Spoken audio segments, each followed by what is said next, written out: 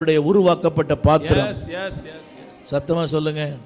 உங்களுக்கு தெரியுமா? உங்களுக்கு ஒரு பாத்திரம் உடைஞ்சா பாத்திரத்துக்கு நஷ்டம் இல்லை, பாத்திரம் சொந்தக்கார நஷ்டம். தமிழ் புரியுதா? ஒரு பாத்திரம் உடைக்கப்படும் போது கண்ணாடி பார்த்துருப்பீங்க இல்லையோ, ஒரு பாத்திரம் உடைஞ்சா பாத்திரத்துக்கு நஷ்டம் கிடையாது.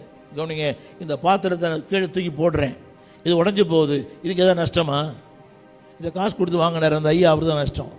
சொல்லுங்க, சத்தமா சொல்லுங்க. எனக்கு நஷ்டம் இல்லை, எனக்கு நஷ்டம் இல்லை. என்னை ஒருத்தர் உருவாக்கினாரே, 1000 கனவுகளோடு, 1000 கற்பனையோடு, 1000 எண்ணங்களோடு, 1000 ஆசைகளோடு இந்த பிள்ளைகளை படிக்க வைக்கிறாங்களே. என்ன பண்றேன்? இந்த பிள்ளை படிக்க வைக்கிறாங்க. ஒரு டாக்டரா வரணும், இன்ஜினியரா வரணும், மிஷினரியா வரணும். என் பசங்க சொல்லி கொடுத்துருக்குறேன். எங்க காண ஒருத்தன் போய் ஆளே இல்லையா? நீ பாஸ்டர், எனக்கு 4 பிள்ளைகள், 4 பேர பசங்க, 4 பேர பசங்க சொல்லியிருக்கிறேன். நீ பாஸ்டர், நீ பாஸ்டர், நீ பாஸ்டர். படிக்கலனா கூட பரவாயில்ல, நீ பாஸ்டர் ஆயிரு. என்னடி பார்க்குறீங்க? படித்ததில் அறிவு பெற்றோர் 1000 உண்டு, ஆனால் படிக்காத மேதைகளும் பாரினில் உண்டு. இது தெரிஞ்சா சார் தான். நான் இந்த பிள்ளைகள்லாம் சொல்லிக் கொடுக்குறேன். இந்த பிள்ளைகள் அடிக்கும் போது, பிள்ளைகள் அடிக்கும் சொல்லுவேன், அவனுக்கு படிப்பு வரும், அதை விட தேவ கிருபை வரும். ஆமென், ஆமென், ஆமென். அடிக்கடி சொல்லுவேன். இந்த நேற்று கூட சொன்னேன். அதாவது உங்கள் பிள்ளைகளுக்கு நம்பர் 1 என்கரேஜ் யுவர் சில்ட்ரன், 2வது enrich your children, 3 educate your children, அதாவது எம்பவர் யுவர் சில்ட்ரன். உங்கள் பிள்ளைகளுக்கு உங்கள் அபிஷேகத்தை தாங்க. எஸ், ஆமென் சொல்லுங்க. என் பிள்ளைகளுக்கு என்ன வேணும்? அபிஷேகத்தை தான்.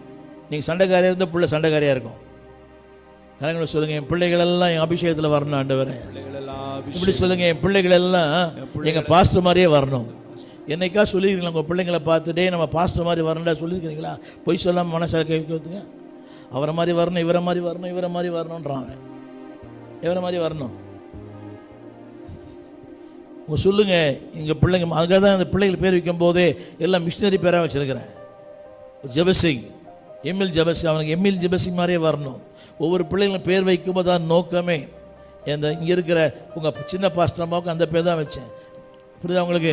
நான் சொன்ன கருத்து என்னவென்றால், நீங்கள் விரும்பாத ஒன்றை தேவன் தர மாட்டார். அப்போ தேவன் சொல்றார், அடைக்கும்படியா. சத்தமா சொல்லுங்க. ஒரு மனிதனை தேடினேன், ஒருவனையும். கவனிக்கிறீங்களா? இது ஏக்கம், தேவனின் ஏக்கம், தேவனின் குமுறல், தேவனின் கவலை, தேவனின் ஆதங்கம். எல்லாம் சொல்லுங்க. ஏக்கம், ஏக்கம், கவலை, கவலை, கண்ணீர், கண்ணீர், குமுறல், குமுறல், அவருடைய ஆதங்கம், ஆதங்கம். ஆமென் சொல்ல மாட்டீங்களா? ஒன்று சொல்லட்டுமா? தேவனை துக்கப்படுத்தி இந்த உலகத்தை மகிழ்ச்சியா வாழவே முடியாது. ஆமென். தம்பி வாய் திறந்து சொல்லுங்க தம்பி. தேவனை